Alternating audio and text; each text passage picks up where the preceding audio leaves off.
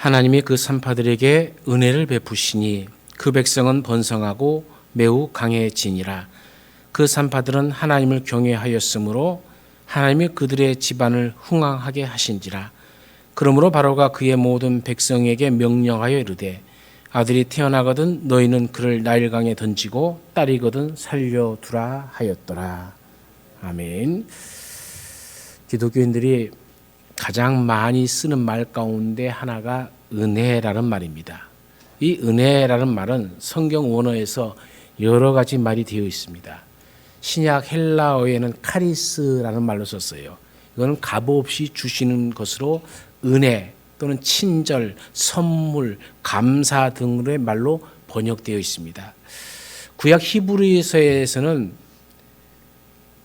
다양한 말로 표현이 되어집니다.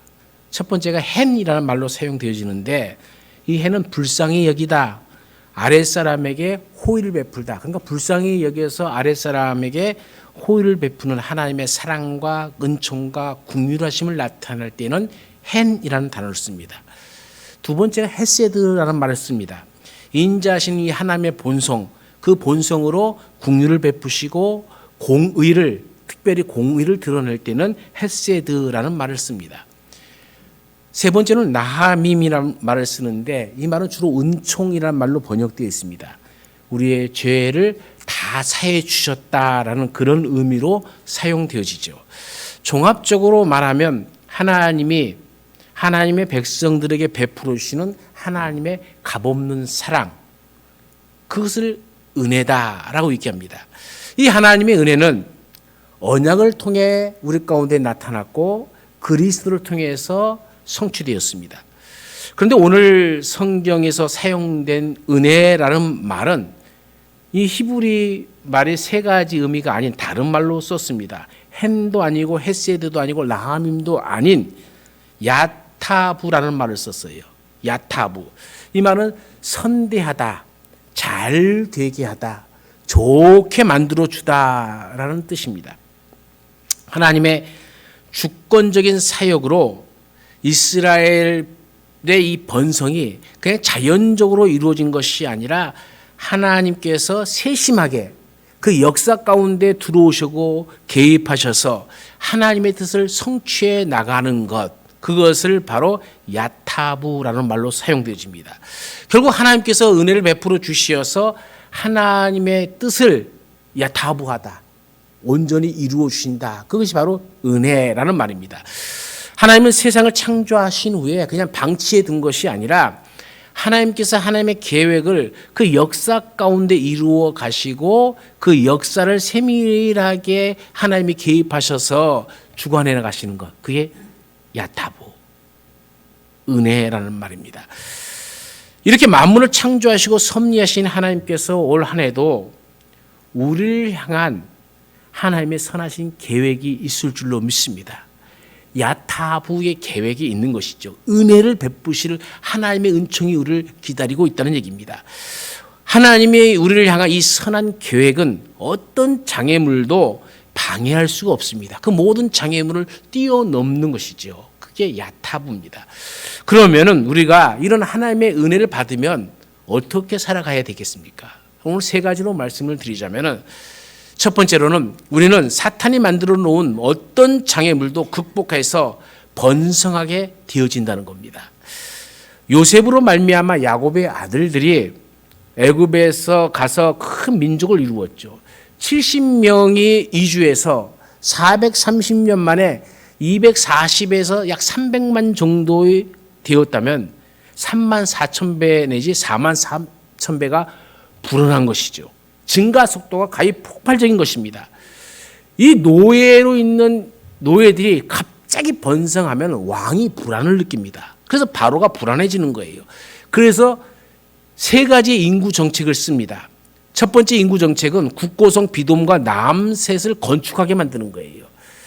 그래서 남자들을 노예를 끌고 갑니다. 그래서 건축하라 하면서 막 심한 노동을 시키는 거죠. 이를 끌고 감으로써 남자들을 노동시키고 피곤하게 만들고 그래서 아내와 분리시킴으로 해서 출산을 방해하는 것이죠. 그 이유가 두 가지잖아요. 이스라엘 백성들이 자신들의 수보다 더 많아진 것이 싫은 것이 첫 번째 이유고, 두 번째 이유는 이 많아진 수가 만약 적들이 쳐들어왔을 때 그 적들과 야합을 해갖고 애굽을 쳐버리면은 자기들은 꼼짝없이 망한다라는 이 인간적인 생각을 가지고 있기 때문에 이런 인구 억제 정책을 쓰는 겁니다. 그런데 결과가 어떻게 됩니까? 12절 말씀에 보면 학대를 받을수록 더욱 번성해 갑니다. 그러니까 안 통하는 것이죠. 그래서 두 번째 정책을 씁니다. 산파들에게 명령을 내리는 것이 15절과 16절 말씀이죠. 도와주는 척 하면서 애가, 이 산모들이 애를 낳으면은 그 애 낳는 걸 도와주는 척 하면서 여자아이를 낳으면 살려주고 남자아이를 낳으면 죽여라 라는 명령이죠. 근데 이것도 안 통합니다. 그래서 세 번째를 씁니다. 22절에 나온 것은 나일강에 던져 죽여라 겁니다. 이러한 인종 청소 명령은 단순히 정치적인 자기를 그 이유에서만 내려진 명령일까요? 우리는 이 모든 일들에는요, 이면에는 눈에 보이는 현실이 있지만은 그 뒤에는 영적인 문제가 반드시 따라옵니다. 다시 말하면 영적 전쟁이라는 것이죠. 사탄이 사용하고 있는 겁니다. 바로는 역사 속에서 사탄의 하수인의 역할을 합니다. 그래서 에스겔 선지자는 에스겔 32장 2절에 인자야 너는 애굽의 바로 왕에 대해서 슬픈 노래를 불러 그에게 이르라. 너를 여러 나라에서 사자로 생각하였더니 실상은 바닷 가운데에 큰 악어라. 강에서 튀어 일어나 발로 물을 휘저 그 강을 더럽혔도다. 이렇게 합니다. 성경에서 악어로 또는 뱀으로 상징하는 것들은 다 사탄의 세력을 말하는 것이지요. 역사 속에서 일어난 이 바로의 인종 청소 계획은 결국 무엇을 의미하는가 하면 그 결과 계시록 12장에 정확하게 보여주고 있습니다만은 집에 가서 한번 읽어보시고 메시아를 이 땅에 태어나지 못하게 만들려고 하는 사탄의 수작이라는 것이죠. 방해 공작입니다. 이런 보십시오. 아브라함에게 내 씨로 말미암아 천하 만민이 복을 받을 것이다 라는 언약을 세우셨습니다. 이 만민을 구원할 메시아가 이 땅에 오시지 못하도록 사탄은 방해하는 거예요. 이 바로 왕으로 대변되는 이 세상의 왕이, 사탄의 세력이, 뱀의 후손이 계속적으로 이것을 방해하는 겁니다. 이미 타락하여 죄와 죽음과 이 지옥의 형벌에서 벗어날 수 없는 인간을 향해서 하나님께서 창세기 3장 15절에 첫 메시아 언약을 세우셨잖아요. 여자의 후손은 내 머리를 생각해 할 것이고 너는 그의 발꿈치를 생각해 할 것이니라 그러잖아요. 여러분, 하나님은 하나님의 계획을 이미 계시를 통해서 우리 가운데 알려주셨습니다. 이 사탄은 이 하나님의 계획을 무너뜨리게 하기 위해서 역사 속에서 바로라는 이 도구를 사용해서 이 사탄의 하수인을 통해서 메시아적 언약을 성취하지 못하도록 계속 방해하는 겁니다. 메시아를 탄생시킬 유다 지파의 씨를 말려버리는 거예요. 이 사울이라는 왕을 통해서 보세요. 메시아적 언약을 성취할 이 다윗을 제거하려고 13년을 장인이 사울을 죽이겠다고 달려든 것 아닙니까? 이세벨이라는 이 바알신을 섬기는 악한 여자를 통해서 다윗의 후손들을 다 제거하려고 씨를 말리려고 하지 않았습니까? 에스더에서 나오는 이 하만이라는 자를 통해서 유대인을 진멸하려고 했던 계획이 사탄이 세운 계획입니다.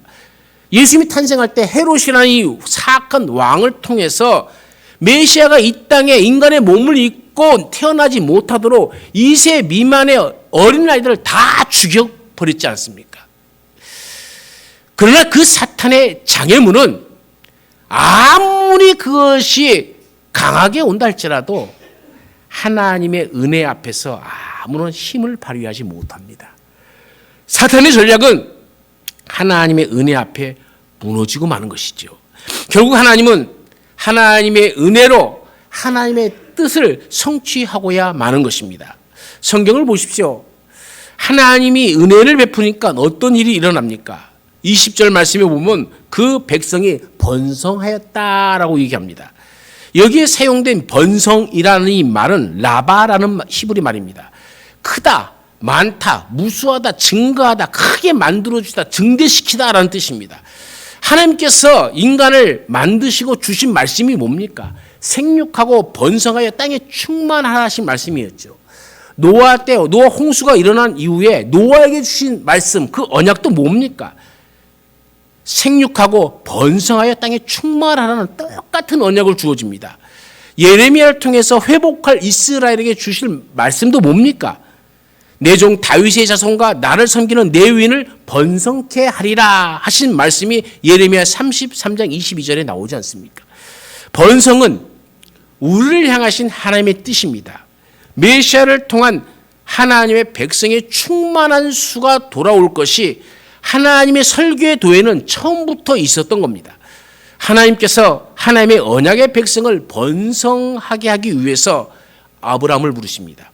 아브라함에게 창세기 15장 5절 말씀에 보면은 하늘의 별처럼 너희 자손이 많을 것이다. 바다의 모래처럼 많을 것이라는 언약을 세웠습니다. 그리고 13절에는 이방의 계구로 400년 동안 괴롭힘을 당할 것이다. 그렇지만 너희 자손이 큰 재물을 이끌고 나올 것이다.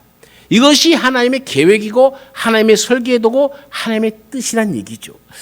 그런데 이 하나님의 뜻을 방해하기 위해서 바로가 남자들을 다 죽이라는 명령을 내리는 겁니다. 그러나 하나님은 이 하나님의 사람 산파들에게 은혜를 베풀어. 오늘 말씀에 보면 있죠. 은혜를 베풀어. 결국 하나님의 뜻을 성취해 간다는 것이죠. 우리는 올 한 해도 영적 전투 현장에서 살아가는 존재들입니다. 사탄은 우리가 하나님의 은혜로 하나님의 뜻을 성취하지 못하도록 때로는 우는 사자처럼 우리를 핍박하고 협박하고 때로는 광명의 천사의 모습처럼 우리를 유혹합니다. 그러나 하나님의 은혜가 임하면 이 모든 영적 전쟁에서 넉넉히 이기고 하나님의 뜻을 성취하여 번성의 축복을 누리게 될 줄로 믿습니다. 하나님의 은혜로 노아가 그 홍수 때에도 멸망하지 않았잖아요. 하나님의 은혜로 소돔과 고모라 땅에 유황불이 떨어져도 롯은 죽지 않았잖아요. 하나님의 은혜로 나옴이라는 여인도 이방에 객이 되지 않도록 하나님이 보호해 주셨잖아요. 우리에게도 이 하나님의 은혜가 임하여서 사탄의 어떤 방해도 넉넉히 이기고 여러분의 자손과 기업이 번성하는 복을 누리시기를 간절히 축원합니다. 두 번째, 하나님의 은혜는 우리 무능력의 장애물을 극복하여 우리를 강하게 만든다는 것이죠. 하나님께서 산파들에게 은혜를 베풀어 주시니까 어떤 일이 일어납니까? 그 백성은 번성할 뿐만 아니라 매우 강해졌다라고 얘기합니다. 우리에게 하나님의 은혜가 임하면 매우 강해집니다. 힘이 없으면 여러분 어떻게 애굽에서 나올 수 있겠습니까? 하나님이 탈출할 만한 능력을 그들에게 부어주시겠다는 뜻 아닙니까? 수만 많다고 힘이 있는 것이 아닙니다. 노예로부터 탈출할 만한 능력이 있어야 되는 것이죠. 여기서 말씀하시는 강하게 했다라는 말은 히브리 말로 아짬이라는 말입니다. 아비멜렉이 이삭에게 이르되 내가 우리보다 크게 강성한 즉 우리를 떠나라 이렇게 얘기합니다. 크게 강성하였다 이 말이 아짬이라는 말이죠. 결국 이삭을 대적했던 아비멜렉이 이삭을 향해서 자신들보다 크게 강하다라는 것을 인정하는 것이죠. 누군데요? 아비멜렉은 원수 아닙니까? 여러분 보세요. 이삭이 농사를 한 번도 지어보지 못한 사람이 블레셋 땅에 들어가서 농사를 지었더니 그의 100배나 얻었다 이렇게 얘기합니다. 그뿐만 아니죠. 창세기 26장 12절을 보면 하나님이 복을 주어 창대하게 하고 왕성하게 하여 마침내 거부가 되었다 그래요. 이러면 이방의 객이 와갖고 자기네 땅에서 점점 번성해 가면은 그 나라 왕이 좋아하겠습니까? 아비멜렉이 봤을 때는 눈에 가시죠. 자기 민족, 자기 백성들은 가난한데 이 이방의 객이 와갖고 이상하게 농사만 지으면 100배나 소득이 얻어요. 그러니 화가 나는 겁니다. 그래서 이삭을 내쫓으려는 계획을 세우죠. 그 계획이 이삭은 농사뿐만 아니라 목축업자 아닙니까? 이삭이 우물을 파면은 그 광야 땅에서 우물을 파면 희한하게 파는 곳마다 물이 나옵니다. 그래서 점점 풍성해지는 거죠. 그래서 이 광야 땅에서 저를 없애는 것은 물을 빼앗는 거예요. 그래서 우물을 빼앗아 버립니다. 이 우물이 얼마나 중요한 겁니까? 근데 그 우물을 뺏어요. 이삭이 우물을 뺏기고도 냅둬라. 또 다른 데 가서 우물을 팝니다. 또 물이 나와요. 그러기를 6번입니다. 우물을 빼앗기면 그냥 양보하고 다시 거주지를 옮기고 또 옮기고 또 옮기고. 그런데 결국 어떻게 됩니까? 너는 우리를 해하지 말라. 아비멜렉이 이삭 앞에 무릎 꿇고 우리를 해하지 말라. 우리가 너를 선대했다. 선대하게 뭘 선대해요? 선대 안 했지. 그러면서 우리를 해하지 말라고 온갖 아부의 얘기를 하면서 너는 여호와께 복을 받은 자다. 이렇게 하나님의 이름으로 이삭에게 얘기합니다. 여러분, 빼앗으면 내 것 빼앗기면 뺏은 자가 승리하고 뺏은 자가 더 잘 살고 뺏은 자가 승리하면서 온갖 추태를 부르며 살 것 같지만은 성경은 그렇지 않더라는 거예요. 빼앗긴 자가 결국 승리하게 되더라는 거예요. 빼앗긴 자가 이기게 되어집니다. 빼앗긴 자가 더 넉넉한 복을 받게 되어진다는 것이죠. 출애굽기 1장 7절에도 똑같은 단어가 사용된 것입니다. 하나님께서 그들을 강하게 하였다. 아짬했다는 거예요. 바로의 항복선을 받을 만큼 힘 있는 백성으로 하나님이 이스라엘 백성을 그렇게 삼아 주셨다는 거죠. 이미 400년 전에 아브라함에게 약속한 것 아닙니까? 그들이 섬기는 나라를 내가 징벌할 것이다. 그 후에 내 자손이 큰 재물을 이끌고 나올 것이다.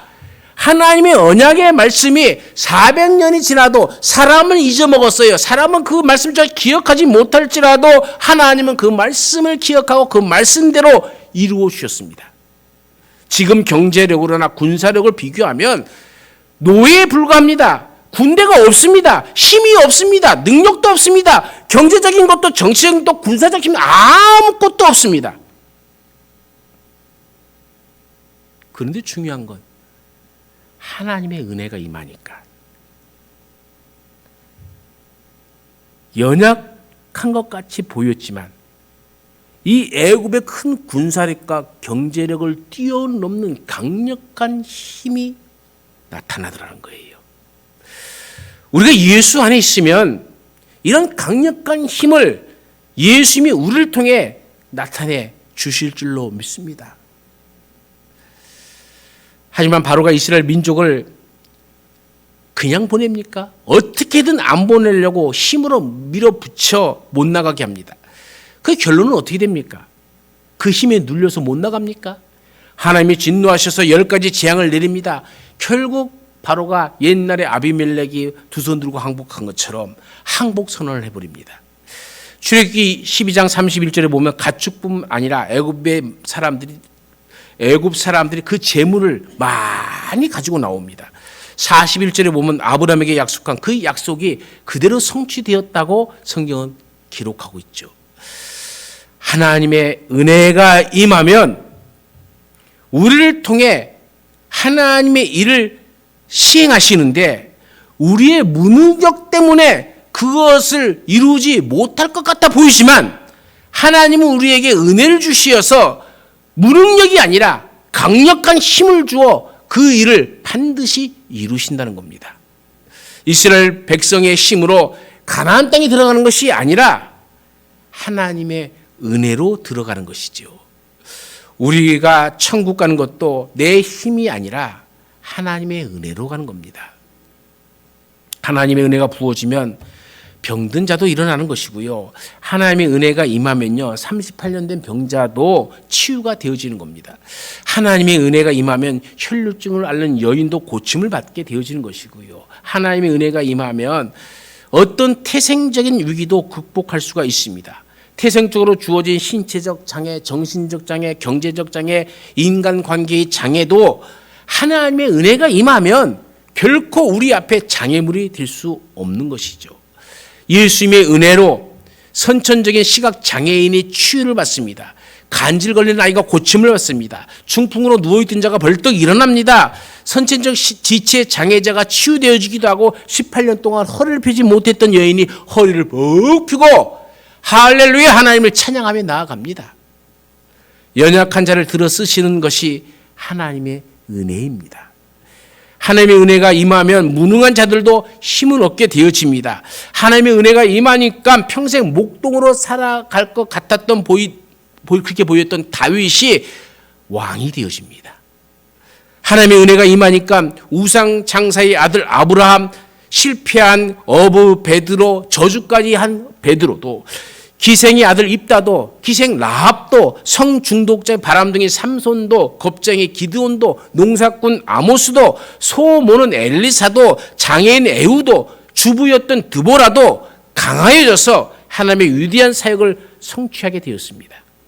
하나님의 은혜는 태생적 장애물을 넉넉히 극복하게 만듭니다.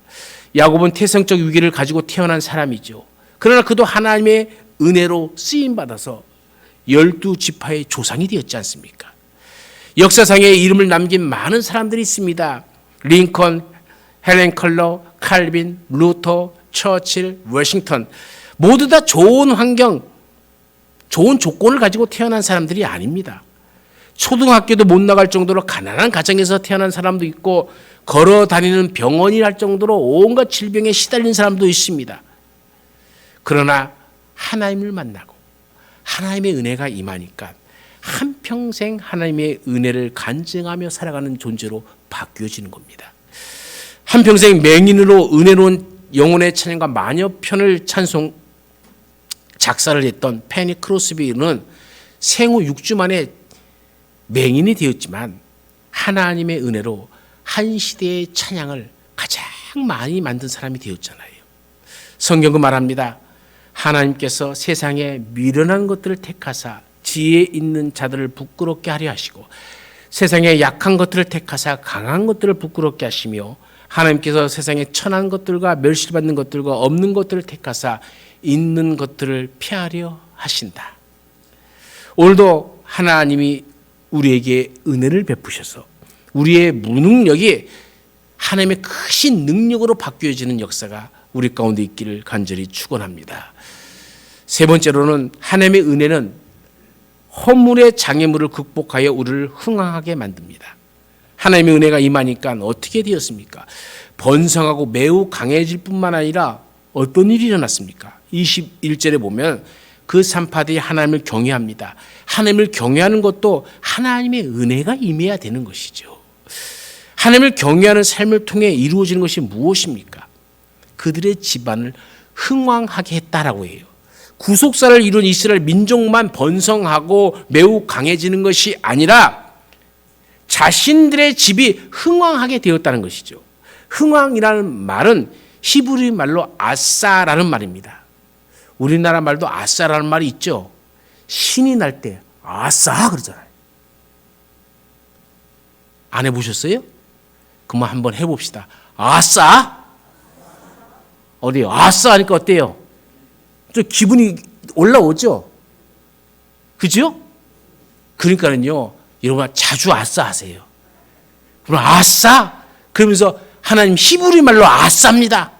그게 뭐예요? 흥왕케 하다는 거.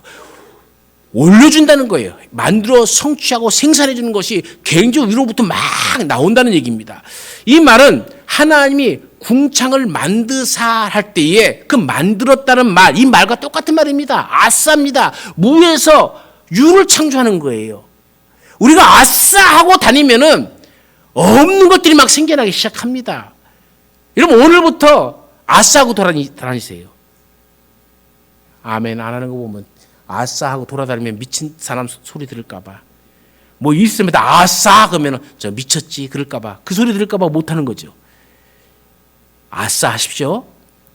아싸가 얼마나 좋은 말입니까? 우리나라 말도 아싸 하면 힘이 나는데 하나님께서 이 사람들에게 아싸 흥왕케 하셨다 그러잖아요.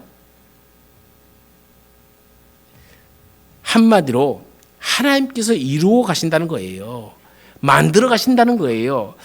하나님께서 목적하신 바를 성취해 간다는 거예요. 하나님께서 행하시는 것을 막을 자가 없다는 겁니다. 하나님의 은혜로 열면 닫을 자가 없고 하나님께서 부어주시면 엎을 자가 없다는 겁니다. 무에서 유를 만드신 하나님께서 하나님을 경외하는 이 산파들의 가정에게 하나님의 은혜를 베풀어 주셔서 그 기업을 번성케 했다는 뜻이잖아요. 그 일로 말미암아 산파직을 그만두고 내 자녀가 죽고 남편이 죽고 다 죽임을 당한다면은 이 산파는 얼마나 괴롭겠습니까? 그러나 하나님께서 은혜를 베풀어 주셔서 그 집안을 아싸하게 만드셨다. 흥왕하게 만드셨다는 거예요. 이 말씀을 보면서 우리는 그렇게 생각할 수 있죠. 어떻게 거짓말을 한 산파들에게 이런 복을 줄 수 있겠냐? 산파들은 거짓말을 했습니다. 왕이 산파들 불러 왜 남자들을 살렸냐? 라고 하니까는 산파들이 뭐라고 대답합니까? 히브리 여인들은 애굽 여인들과 달라서 엄청 강합니다. 애를 낳는다는 소리를 듣고 내가 가봤더니 이미 산모가 애를 낳고 탯줄 다가 끊고 자기 애 다 목욕시키고 있습니다. 사실일까요? 물론 산모 중에는 한두 사람이 그럴 수도 있겠죠. 그러나 사실이 아니라 거짓말이죠. 여러분, 거짓말에도 여러 종류가 있어요. 성경에 나오는 거짓말을 보면 크게 세 가지로 정리할 수 있는데, 첫째는 남을 해치고 자신의 이익을 추구하고자 하는 거짓말이죠. 흑색 거짓말입니다.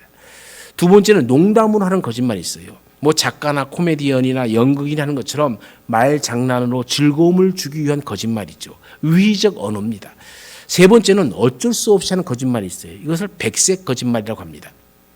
라합이 이스라엘 정탐꾼을 숨겨두고 성문 밖으로 나갔습니다 라고 자기 나라 사람 군인들한테 얘기하잖아요. 거짓말이죠. 다윗이 아들 압살롬에게 쫓길 때에 바오림 여인이 아히마아스와 요나단을 우물에 숨기고 시내를 건너갔다라고 속이는 거예요. 거짓말이죠. 그런데 성경이 이것을 정죄하지 않습니다. 히브리 산파 십부라와 부하의 집이 망하는 것이 아니라 흥왕하게 되어버렸어요.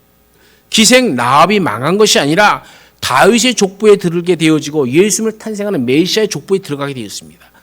성경은 라합의 행위에 대해서 뭐라고 얘기합니까? 믿음으로 기생 라합은 정탐꾼을 평안히 영접하였으므로 순종하지 아니한 자와 함께 멸망하지 아니하였도다라고 얘기합니다.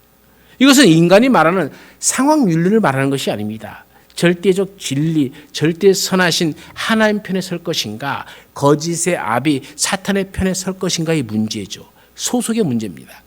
하나님의 구속사를 이루는 편에 서는데 인간적이고 상대적인 허물은 얼마든지 하나님의 크신 은혜 안에서 하나님의 뜻을 이루어가는데 장애물이 되어지지 않는다는 얘기입니다. 하나님을 경외하는 사람들이 우선 순리의 윤리 문제입니다.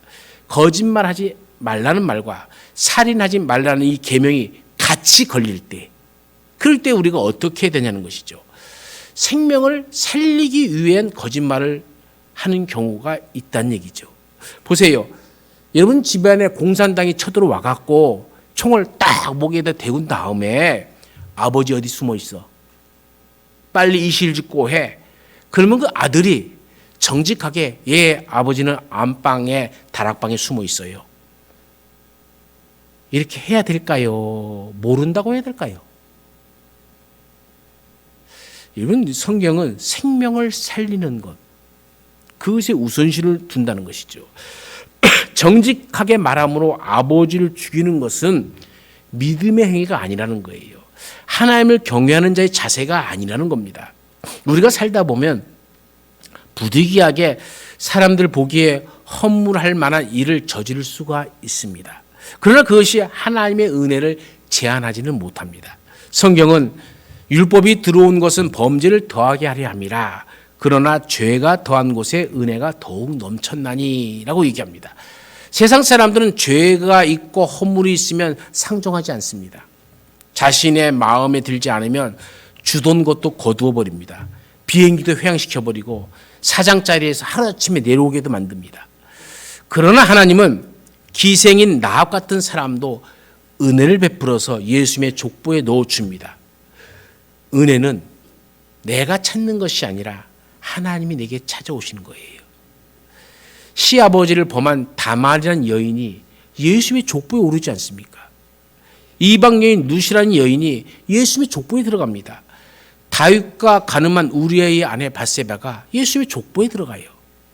가늠한 다윗도, 배신한 베드로도, 거짓말하는 아브라함도, 사기치고 자기 욕심만 챙긴 야곱도, 살인자가 되어 도망간 모세도, 연약하여 선교를 중단에 포기하고 돌아갔던 마가도, 성중독자인 삼손도, 술주정뱅인 노아도 하나님은 버리지 아니하시고 사용했습니다.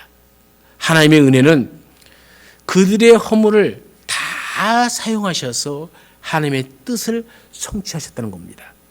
은혜 아니면 설명할 수가 없습니다. 은혜는 사람을 가리지 않습니다. 은혜는 신분 앞에서도 어떤 그 신분도, 그 지위도, 그 가난도, 그 죄도, 허물도, 실수도, 어떤 질병도 장애물이 될 수 없다는 거예요. 은혜는 사람의 계산을 훨씬 뛰어넘습니다. 삭개오 같은 민족 반역자도 은혜를 받으면 수많은 사람들에게 교훈을 주는 사람이 되어집니다.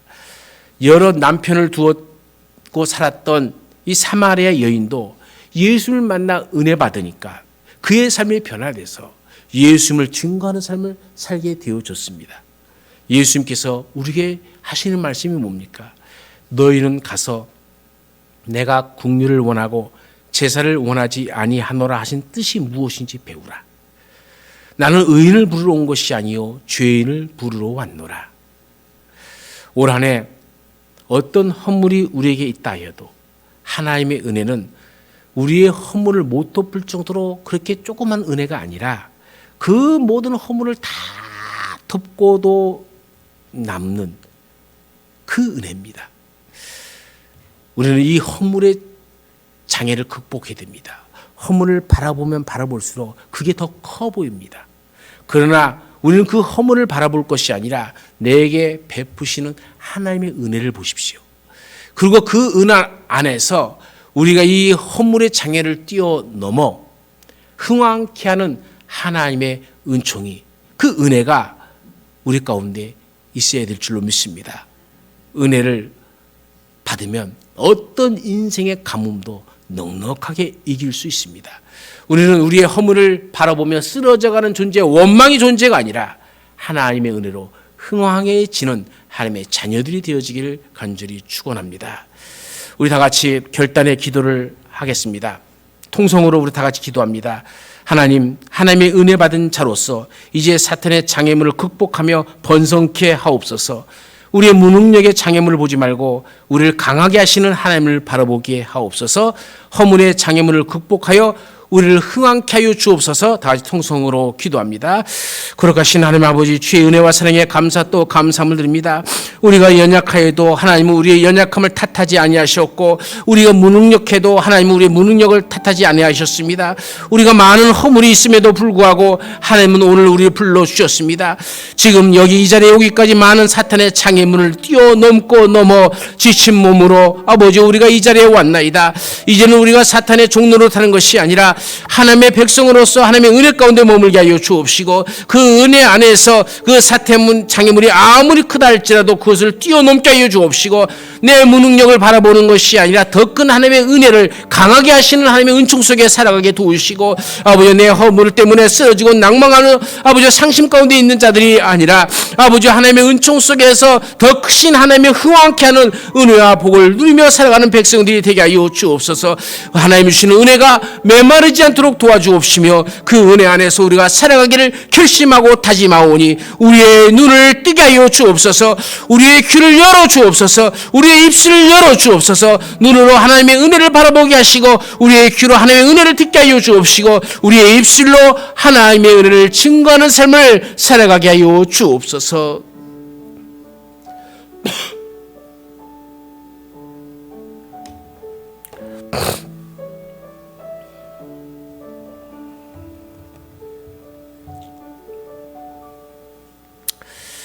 하나님의 베푸신 은혜를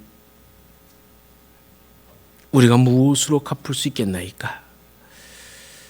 이제 우리의 삶 속에서 은혜 받은 자의 삶을 살기로 다짐합니다. 사탄의 장애물이 아무리 크다 할지라도 그 앞에 쓰러지는 존재가 아니라 오히려 번성케 되어지는 우리의 삶이 되게 하옵소서. 무능력의 장애물, 그 무능력을 내 삶을 바라보는 것이 아니라 나는 할 수 없지만 하나님은 능히 하십니다. 믿음으로 우리가 더욱더 주 안에서 강한 하나님의 백성들이 되게 하옵소서. 내 허물 가운데 낙심하며 쓰러지며 할 수 없습니다라는 포기하는 인생이 아니라 그 허물을 덮을 만한 하나님의 은혜를 바라보면서 우리로 흥왕케 하는 하나님을 믿는 믿음으로 나아가 하나님의 자녀들이 어디에 있든지 번성하고 강하고 흥왕케 되어지는 은혜가 올 한 해 우리 삶 속에 우리 가정 위에 그대로 임하게 하여 주옵소서. 언제나 우리와 함께 하시는 예수님의 이름으로 감사하며 기도드리옵나이다. 아멘.